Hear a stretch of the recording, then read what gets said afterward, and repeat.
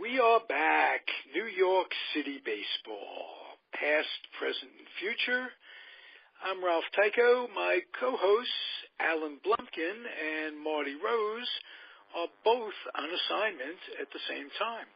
Can you imagine that? I'm flying solo.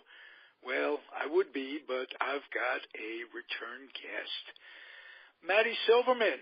Call you Matty. That's not really respectful. Matt Silverman, author. If you haven't hung up by now, welcome back to the Zone, Mr. Met fan. Well, nice to be here again. How are things with you? I'm doing well. We're planning, my beloved Tally and I, to get on an Amtrak next 2 days from now, Wednesday, and head to New York City from California for a neighborhood reunion and an event my station is planning, coming together at Brush Stairs. The Brush Stairs in New York City overlooks where the Polo Grounds used to be, and they've I want to do a little podcast from there. I want to just get together with some folks who remember the Polo Grounds, those great days. You're not old enough, are you, Matthew? Did you go to I did not get the Polo Grounds. I was I was born just after it I saw its last game, which was with the Mets, but I have fond memories of it, and I have if it helps, I have a fake past life where I could see myself having been a New York Giants fan. That's about as close as I can get, though. That's nice. I read the Celebrant, and I really like that. If that's any bonus. Well, it would be great. The date is September. I should be in radio with this voice. September 7th. It's at 6 p.m. Edgecombe. The street is Edgecombe. It's like 149th. It runs to 155th. And, I appreciate any support of old Giant fans. Most Met fans were either Giant fans or they have a history. Their parents were, and in your case, your fantasy, either Giants or Mets. And roots run rampant. The older I get, the old Brooklyn Dodgers are equally as important in my memories as were my beloved New York Giants, because without either of those two teams, the legacy of either one of the other one pales in comparison. What incredible rivalry between the two. Easily the greatest sports rivalry that ever was, for a number of reasons. The Bobby Thompson home run in our heads, Leo DeRocher going from the Dodger manager to the Giant manager. It was great. But you know what? There's also, in the first 2 years of their existence, the Mets played at the Polo Grounds. Their early ineptitude showed up beautifully at the fixed-up Polo Grounds, and that was before Shea. So I'm looking forward to that, and it'll be cool. But, Matthew, I want you to tell me about your latest book. Basically, I can say that most of what you write is about the Mets. Am I correct? It tends to be that way. Some of it's by design, and some of it just is by. Sometimes people have just called me up and said, "We have a project and we want you to do it because it's about the Mets," and then it kind of proliferated itself. But I can't say that it's not the thing that I probably know more about than anything else. Okay, so good. And you have a book entitled "The 1-Year Dynasty," about the 1986 team that, by all rights, should have been 2, 3, 5 years, not out of the question with the talent that they had. What happened? But before that, how did you come to write this particular book? And you just tell me what your experiences were. Let's see. Well, it's the '86 team is the one that I think the most people, when I would come in contact with them at book signings or other events and stuff like that, and actually asked what I was doing in the future, they would always say, "When are you doing a book on the '86 Mets?" And I guess the answer is now. But it's one of those things that I've for me, it sort of completes a chapter on that, because I have written, I worked on a book with the Sabre people on the 1969 team and a bunch of other writers on that. And then I did Swing in '73, which is how we first started talking a couple of years ago. Oh, I love that book. And the '73 team. Right. And the '86 team, maybe that completes a trilogy, because to be honest, once we get the post-strike, the strike meaning the '94 strike, it's because by comparison, the '81 strike wasn't really that bad. Those teams were at the time. But I don't know that right now I don't have that level of interest in the stuff after that, and I think there's enough people written about it anyway, that I've just been kind of keeping it to the other side of the '90s. So it's been a lot of fun catching up with some people, whether they were ball players or writers or announcers or what have you.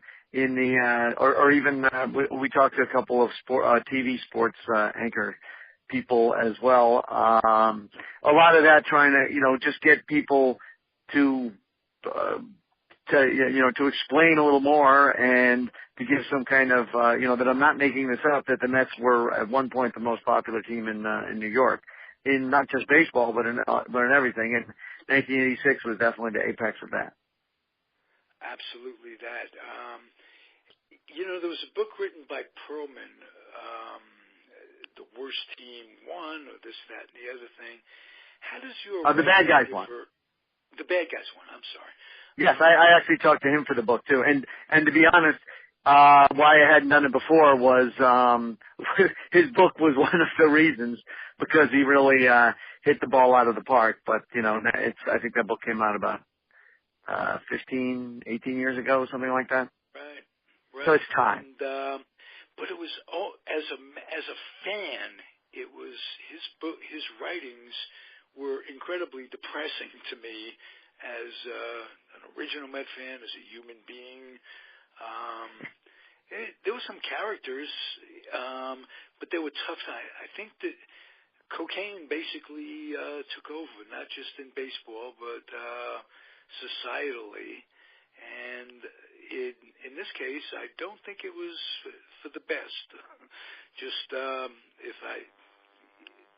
could that be? Does that oversimplify a lot of what? Well, I think calling it not for the best certainly, is like it isn't hard to refute. But also as part of that, and I even mentioned in the book that I do spend a little more time talking about baseball, and actually spend a lot more time than I've seen in most treaties on this team talking about the regular season, which is the best season the Mets have ever had. I spent a lot of time talking on that. There is obviously some stuff about what happened before '86 with in regards to drugs, and a lot of that had to do with how the Mets ended up getting Keith Hernandez and the Pittsburgh drug trials, which had a huge effect on the way the game was viewed, and but didn't end up having an effect on how it was handled by the powers that be. There was the union pretty much stonewalled any type of testing or anything like that might have A, brought down salaries, or B, put some people in legal trouble, but I think would have been better for the game and for the athletes in general. It's, you know, again, it's one of those things that it's hard to explain to people today because they're so used to people taking, you know, that are in 100% healthy, you know, taking drugs to make them better athletes as opposed to, you know, taking things that literally make you worse, which you know, you don't have to be an athlete to know that that doing that on any kind of regular basis will make you not perform at your best, no matter what your field of endeavor is. I can appreciate that. A lot of it depends on the drug and the moment. I'll never forget when Robert Parrish, the great center with the Celtics, up in his mid-30s, would play 48 minutes a game. And one day, the headlines in the paper, he got busted for a pound of pot. Well, turns out that the NBA is, you think, how's his breath? Is, you know, how can he smoke pot and maintain his physical ability? Well, all that stuff about smoking pot and reducing your physical stamina and what have you was hooey. Stuff was suppressed by the Nixon administration. So people have a wrong idea in the first place of what drugs are about, and they weren't taking into consideration the tremendous medicinal effect in terms of recovery and relaxation between games and what have you. So some of these drugs may have a bad effect on people in one way, but a positive effect in another way. I didn't mean to just pick out Coke. Speed had a lot to do with it too. Yes, that's a very good point as well. And to be honest, I think, guys, even though everybody is, you know, taking all types of, you know, to be as healthy as they can, I do think that there is a fair number of players in all different sports that do use recreational drugs, if we can call them that, that to just chill out after a game, or, you know, the pressure or whatever, just to relax after doing all that. But cocaine is definitely not one of those things that you would take to relax. It kind of makes it more. It is kind of on the other end of the spectrum. Speed and cocaine really do contribute to changing one's personalities, and I think when I said a negative effect, I think I meant on people like Mitchell and Gooden and Strawberry and what have you, whose off-the-field endeavors probably led to the demise of the Dynasty. But I think the number one contributor to losing the Dynasty, when Ray Knight was traded right after that season, it kind of... that is the thing. I think Mookie Wilson said it was, and Mitchell, just for the record, was actually, the Mets thought that he was part of that whole drug subculture on the team, but actually he was far from it. He came from a gang area in San Diego, but he stayed away from that, and he had I talked to him about a year ago, and he had a very serious back problem that kept him from maybe being able to move his hands and some other stuff, but he refused to take any painkillers for it because his family had a drug history as well. And he said, and my favorite quote of the whole thing, "My drug is life." and he was great. But in any event, who was the other guy? But Mookie said when they got rid of Ray Knight and Kevin Mitchell, that really changed the team from that point on, even though on paper it doesn't seem like they're the two most important guys, but they brought something to that team that they didn't have before and they didn't have after. You know, that's an incredibly astute comment by all three of you guys.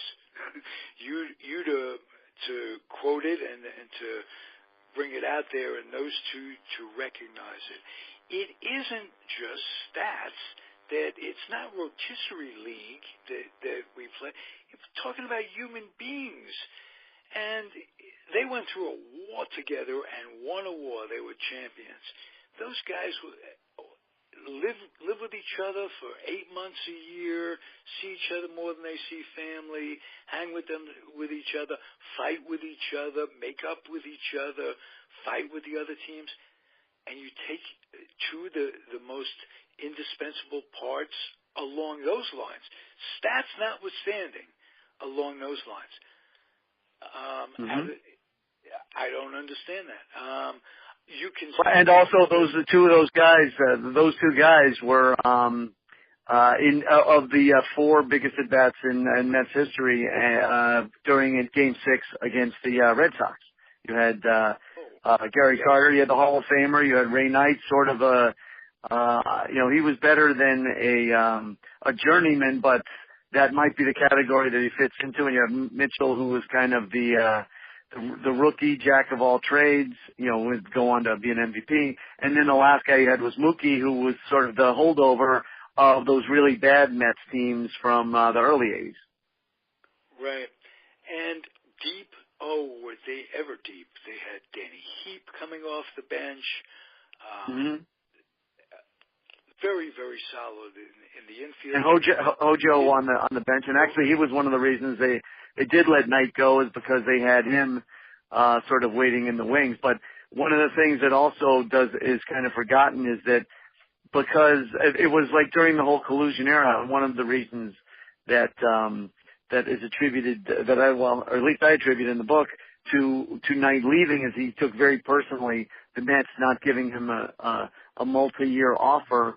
But at the time it was collusion, and no one was getting multi-year offers. That was when Andre Dawson was handing the Cubs a blank contract just to get out of Montreal because his knees were killing him, and that has something to do with the reason. And I think it also helped the Nets, in that particular year, is that they didn't have there weren't guys going from one team to the other, and it certainly helped them. But I think it also had a slight effect in Ray Knight leaving. And there's so many things that happened perfectly. A, for them to win 108 games, but B, in that postseason where they had 3 games against the Astros, they won in their last at bat. All of them they were trailing at some point. And the World Series is obviously famous for the big comeback they had in the last 2 games as well. Absolutely. And there's the irony that in the 86 World Series, Tom Seaver was on the Boston Red Sox. Yes, he was on the Red Sox. Actually was sort of incognito and didn't want to really spend a lot of time. He kept out of the shadows, and actually have an interview with a guy who interviewed him during that World Series that he ended up interviewing him in a closet because Tom Seaver didn't want the New York press guys coming in on the interview, because he figured he had given them enough. And I think he was just rather frustrated because his team had finally made it to the World Series, and he had been on the Reds and the White Sox, and I think he'd been back on the Mets at one point as well, and he hadn't been back to the World Series since 1973, and here he is, at the end of his career in the 86 World Series on a team that was desperate for pitching, and he couldn't perform, and his career was essentially over as well. He tried to come back the following year with the Mets, of all teams, but just could not physically do it. Yes, that caught me in my Mets fanaticism. That wasn't right. You know what I'm saying? Just some things should fall into line a little bit better, and they didn't. But you could also say that's the kind of karma the Mets had. I mean, if say Tom Seaver had pitched instead of Al Nipper, maybe the Red Sox win that game, and maybe maybe the whole history is different. Maybe not that any of us know, but maybe that was part of the whole, grand scheme of things to, make the Mets win, or if they, make it memorable, because the Mets don't win very often, but when they do, people take notice. Absolutely. And let's also mention that the playoffs that produced the Red Sox as winners were against the Angels, and they were an incredibly terrific team. They matched up well with the Red Sox. Could have easily been the Angels against the Mets. Could have easily been Houston against either of those two teams. And it was Roger Craig teaching Scott the fork ball. I remember that. It was a specialty pitch that hadn't really been seen much. So all kinds of things going on. That was a great season to write about for you, I'm sure. You looking back,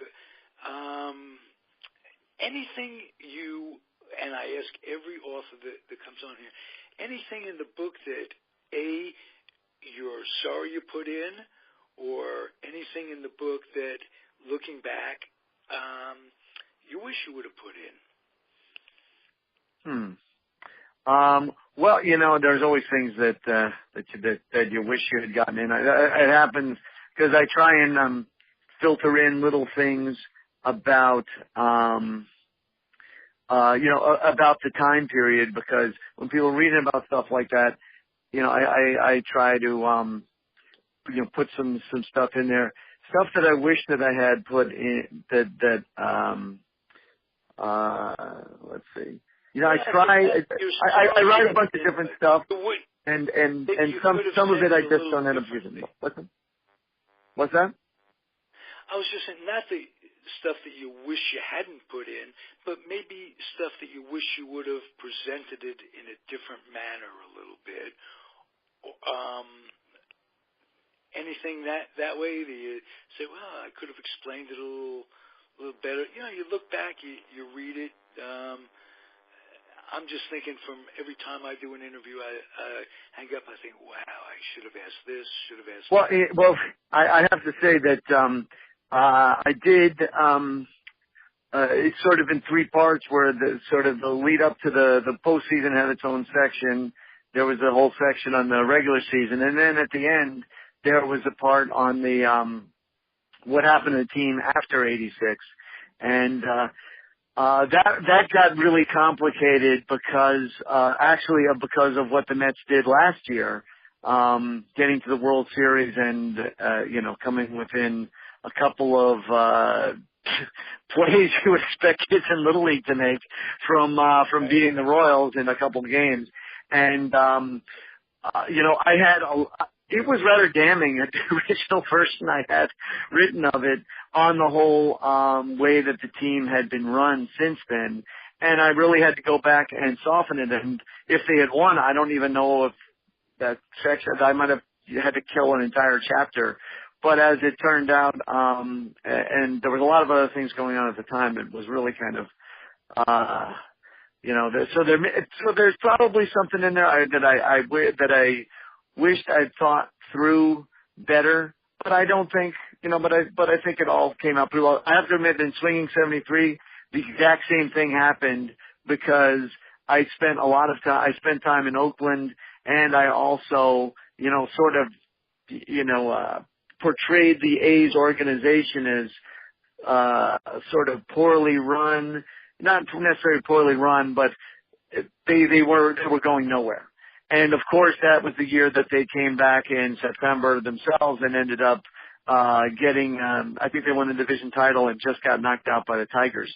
So I had to do the same thing, where I had to go back in and change it just a little bit without changing the whole, premise of that. Yeah, very interesting, the correlation between the two. But you see, you're flexible. I mean, you bounce.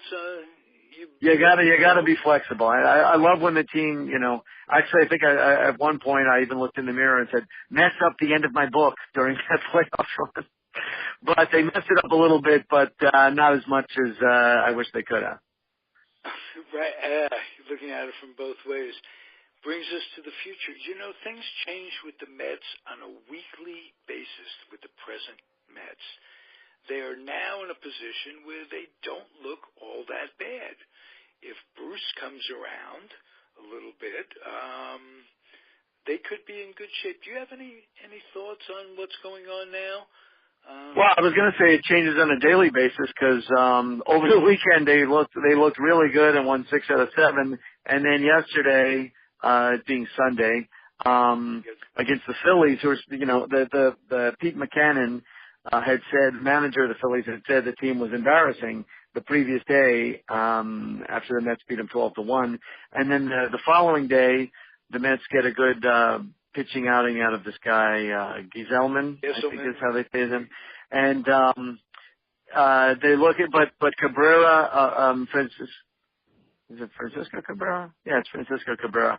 Got hurt during the game, and Yoenis Cespedes and Francisco and Neil Walker both were out of the lineup because of lingering issues with injuries. And when those guys aren't in the lineup, that looks really bad.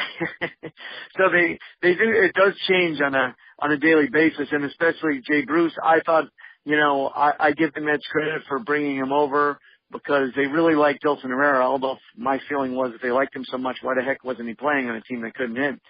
And,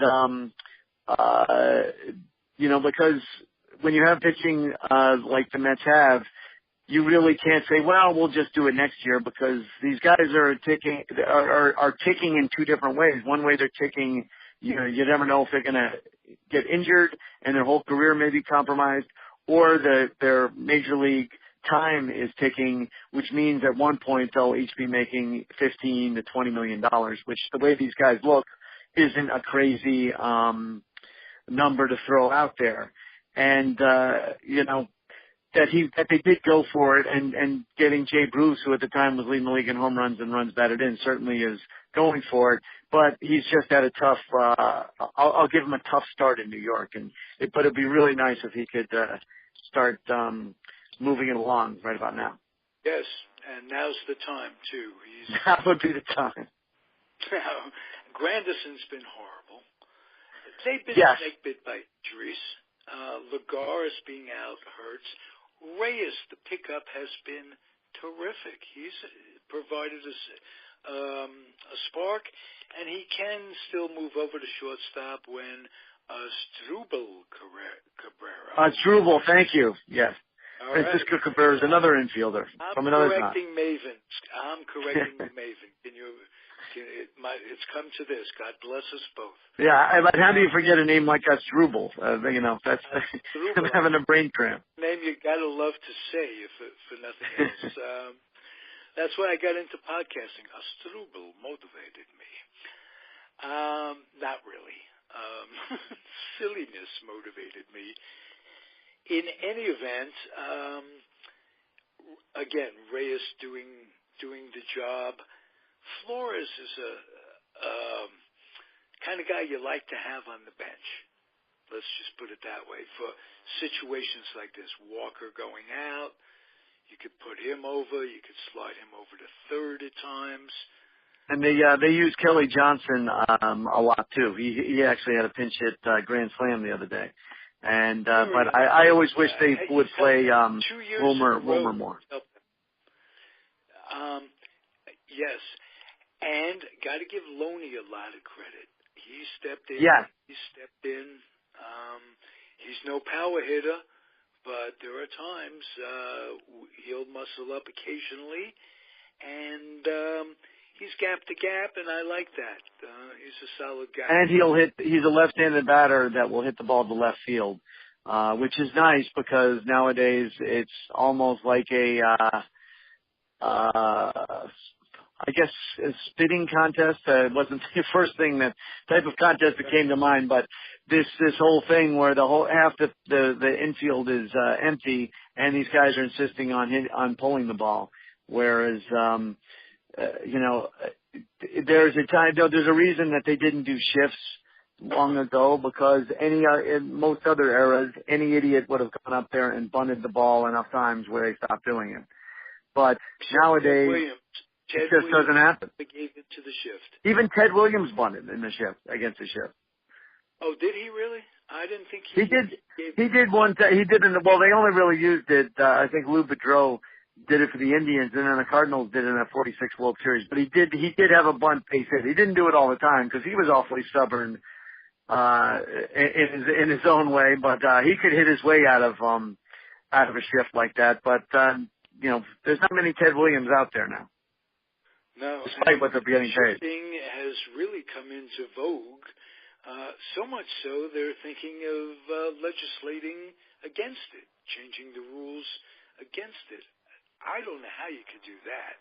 I mean, it should be optional which 9 players are and where they play. But it has become the vogue in the league, and there are some players taking advantage of it. And again, the ones that can, turn around, go the other way. Well, I was at a game last year where I was sitting in the stands, so I was able to see this. Where on TV you really wouldn't be able to, but it was the 10th inning, and the Mets were trailing Toronto by a run. And I'm looking down on the field from above, and Lucas Duda, of all people, hit one totally by accident up in the air. And you could see the left fielder was so far over and had to come so far in, and there was no one on the infield to get the ball. And it should have been that, if anyone in any type of normal position would have come over and caught the ball on the run without even having to leave their feet or anything, and the game would have been over. But instead, no one got to the ball. It dropped in. The tying run scored. And then the next guy got a base hit, and the Mets won the game when they should have lost it. But it was, I always remember that because you're like looking at the field, and it's different than watching it on TV because you can actually see and do the math in your head as it's going. It's like, that guy's not going to get that ball. Even though, if he was playing in regular left field, it would have been a relatively routine catch. And, I kind of like that kind of stuff can happen. And I don't like the idea of legislating where guys can play on the field. Time limits, we will probably come down to that. But I don't like this. I think they should have time limits on instant replay. If you're going to use that, I think the instant replay should be decided immediately from New York without having to waste everyone's time with putting on headphones and all that. I don't want to hear from the umpires. They already made a bad call. Just have someone in New York, if you're going to do it, and then put it up on the scoreboard and let's get to the next batter. And I also think they should get rid of little things like, the relief pitcher that once you've warmed up, you have to pitch to somebody because you can still actually take out a reliever before the inning begins, if the other team, sends up somebody like that. Little things like that. Those kind of legislations I don't think are problematic, but when you're messing with the actual fabric of the game, I don't think that's necessary, because, I'd like to think that the game will continue long after, everyone's obsession with the internet starts to fade, but who am I to know any of these things? Well, let me ask you that. Along those terms, they're talking about maybe eliminating or allowing just 4 balls, just pass them on to first base instead of throwing the ball. Well, that's another one that I think, I think it's a that little bit of the fun out of. I've seen enough, Yeah, I've seen enough people almost throw it away, and I've seen a couple times people did throw it away, and it's part of the game. I can understand it for Little League. I can understand it at various levels. Although in Little League, if you're intentionally walking somebody should be smacked in the head. But I think generally parents. Yes, exactly. I don't think you mess with the game on the field. There's other things you can do, but the game on the field is different than it was. I'm not going to say it's the exact same game that it's been since the Civil War, but for all intents and purposes, it is very similar, to the game. Even the designated hitter, if you didn't have somebody telling you that the designated hitter was up, you wouldn't really even know. But when you start changing, 4 pitches and you go to first base and you have the old, the Rip Van Winkle syndrome where the person could wake up from 100 years later and watch a game and totally know everything that was going on. When you start messing around with that, what are we going to do with Rip Van Winkle? Because, if you've been asleep for that long, the first thing you want to do is go to a ball game. Right. Well, as a total traditionalist, old school this, old school that in many ways, I've come full cycle on the playoffs. They got to have some playoffs if you're going to have 30 games. But I haven't come full cycle on the DH. I've had Ron Blumberg on the original Hebrew, the designated Hebrew, on the show. I think if you need to have a glove and a bat. A ball player has to be a ball player. Dick Stewart might have hit 60 home runs as a DH, but was he a ball player? That's just me. I think it can go both ways. To be honest, it's one of those things, but I'm always fine with the way things are. And you grew up when there was no designated hitter, and ever since I've been following baseball, they've had one. And I don't mind the designated hitter, but I don't want him, how about the not in my backyard thing? That I don't want to, leave it where it is if that's what, because there are a lot of fans of teams that are so adamant against, fans of American League teams, many of them, even people who are very traditionalists are so, so don't like the whole concept of pitchers hitting that it would, I just don't like the idea of forcing someone to watch the game in a way they don't want to. And that's what I would think if you made the designated hitter for every league. I don't even like when they have it in spring training games. I think it's ridiculous. And the All-Star game is talk about a game that requires lots of, position changes and everything. You think that the DH, having a pinch hit for the pitcher would just give you even more excuses to put in, the third string catcher from the Mariners or something. Right. Very good point. You would want to see as many plays as you want. Yeah, you want to see. I have written about a lot of All-Star games and stuff, and it's sometimes fun to actually go through there and try and figure out, okay, who started the game, and where the heck did this guy come in, and why? So you'll see that they list changes in an inning, and sometimes there'll be 9 changes in one inning during an All-Star game or something like that. An All-Star game is interesting. You don't want to do that for a spring training game because really that doesn't. But now they've made the All-Star game count as well. It's not purely an exhibition anymore. Yeah, it's sort of an I don't know if oxymoron would be the proper use of that term, but the game has never counted more or counted less all at the same time because there was one point guys would get in fights over the All-Star game for league pride and all that, and now it couldn't mean less to most players. And to be honest, being a Mets fan, I was thrilled that they didn't use Jeurys Familia in the game because the guy was being pitched so much. He really needed to have the 4 days off without coming into a game. I had to think of that famous statement you said, the game doesn't mean much to the ball players nowadays. I think it was Templeton when he was with San Diego or St. Louis. He says, if I ain't starting, I ain't departing. That's what he said. That made me laugh. 30 years ago, that made me laugh. So the changing in time hasn't just come one day that times have changed. It's been a slow, gradual change over the years. Yes, and actually he's memorable, for getting a nice little rhyme out of it. But at the time, guys were annoyed at him because they wanted to win. That's how much it meant to them to win. I mean, when especially when the National League was winning every year, those players, and if you talk to those guys from that era, that it meant a lot to them that they won every All-Star game from the mid-'60s to I think it was 1983, that was a very long winning streak, and now the American League is seemingly winning every single year. And I don't think most of those guys could even tell you that they did have a winning streak. Right. You know?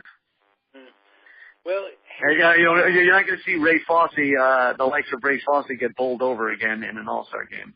That I can tell you. You won't. Because now the guy would probably be out based on the rules they have. Right. And his shoulder would miraculously he was out, my shoulder's better. He could have been the next Johnny Bench. Ray Fosse. He was a very good player, and actually he was one of the sort of unspoken cogs on the Oakland A's teams. That he wasn't the same player. He couldn't throw as well. He didn't hit as well. But as good as Dave Duncan was, they had somebody who could actually who was a very good leader and also could hit. Which certainly helps in a lineup that was already pretty deep. And he had the cool, that sort of bowl helmet that, like Ron Hodges had, that most catchers don't wear. So I always gave him props for that. Interesting. I was out here in '73 and went to the sixth game of the World Series when they lost, and I knew they were going to lose the next day. Just wanted to note that Finley had Jack Benny throw out the first ball of that game. Mm-hmm. Just people. Yes, they had lots of. I'm trying to think who else they had. Wasn't Bob Hope, but they had someone else like that throwing out the first ball. It was all about the entertainment and managed to have an amazing team while at the same time pissing most of the players off. They could have been 5 years in a row. Finley sold off. They could have. I think they ran into a really good. At the beginning, they ran into an Orioles team that was very used to winning, and I think and a couple of the players when I talked to them, sort of said that they thought that they really learned a lot from losing to the Orioles and seeing the way that they did, carried things on, and then they had a rematch with them in '73 and '74, and both times they beat them. And then in '75, they just ran into a Red Sox team that was peaking. I think a couple years earlier, that A's team with Catfish Hunter, the people talk about that game you went to, about how Tom Seaver, if he had only pitched, the Mets would have won, or if he pitched in Game 7 or whatever it was. But all I know is that Catfish Hunter was pitching Game 6, so the Mets weren't winning that game. And Game 7, maybe they would have won, but Ken Holtzman was pitching that game, and those two guys made a big difference.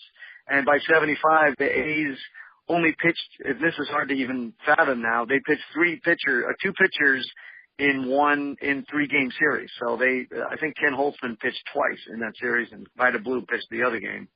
And they got swept, and the Red Sox, had a very good team because that '75 team, bringing it all the way back to the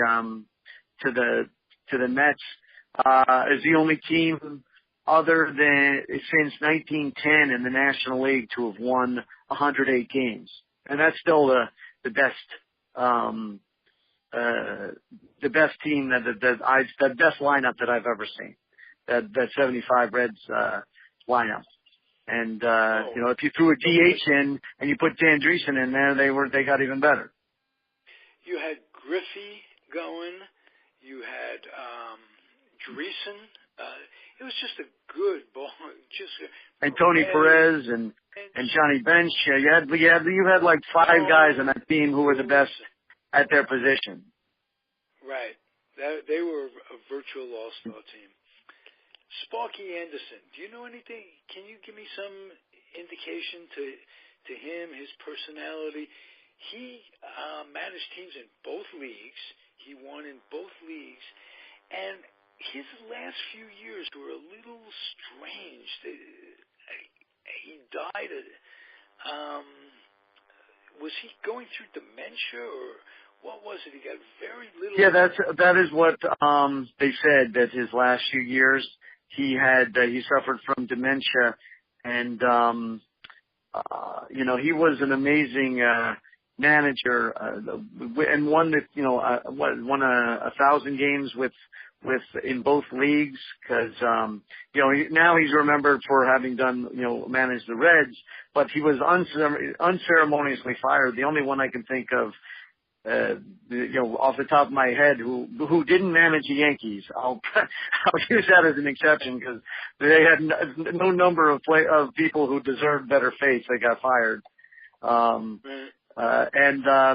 But he and Davey Johnson are two of the most undeserving firings I've ever seen, and Sparky Anderson even less so, because they did they had such a great team, and I think part of it was they brought in Tom Seaver and they didn't win, and he sort of got the blame for that, even though the Dodgers just got that much better, and I still think Sparky Anderson was a better manager than Tommy Lasorda, but the Dodgers just had better pitching or whatever it was.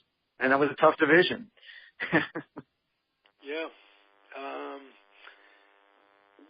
I'll just leave the interview here. Give me some prognosis of the Mets between now and the rest of the year. Just your thoughts. Well, let me get out my crystal ball, and I will look into the future. But I will say that it's always a little pessimistic. I gave a talk at the Hall of Fame the other day, and I was saying how even when the Mets my first playoff game ever was Game 3 in the '86 playoffs, and after the Mets got down 4-0, I'm just sitting there going, okay, if they lose today, then Mike Scott's pitching tomorrow, and then I'm going to be here on Monday, and they're going to get knocked out, and the 108-win season is going to be for nothing, So that's the kind of way a Mets fan's mind can work. And this was during what turned out to be the best game I've ever seen in the flesh in my life. So with that in mind, I think the Mets will have a couple of really good moments, but in the end, I don't know that they have what it takes to get to the playoffs this year, even with the very diluted 2-team wild card. Okay. I just their pitch, they really they have Rafael Montero is pitching tonight, and so they've got 3 fill-in guys in their rotation, which is a tough go, because their pitching is what's supposed to carry them. If they get a little hitting and they get a little luck, maybe they can bring it down to the wire. But I think I'm trying to think who has those spots. The Giants. It's an even numbered year, and I would think that a lot of people in Vegas would have the Yeah. And you got St. Louis. Although I saw St. Louis play last week against the Mets, and they're not as unbeatable as you think. The Marlins may have a shot. And Don Mattingly would also be on that list of guys who were fired without really due reason last year. I thought that was kind of foolish on their part, but they seem to be doing all right. I thought that was the last question, but now I'm reminded. Okay. Now I've created more. You're on. Yeah. You spoke at the Hall of Fame, and tell me what that's like. Tell me what the thrill that had to be for you. I mean, well, I have been fortunate to have done it a couple times before, but this time Bruce Marcuson, who I've known since 1973, asked me to come up there, and he they ended up doing it on a Saturday, which you can imagine the number of people there on a Saturday, where usually they do it during the week. And so when I was there was people sitting in the aisles, and there was people in the hallway, and it was a great thrill. I actually, if you go to MetzSilverman.com, you can do a link of some shaky video my son made of it, but you can hear it loud and clear. I did try to. I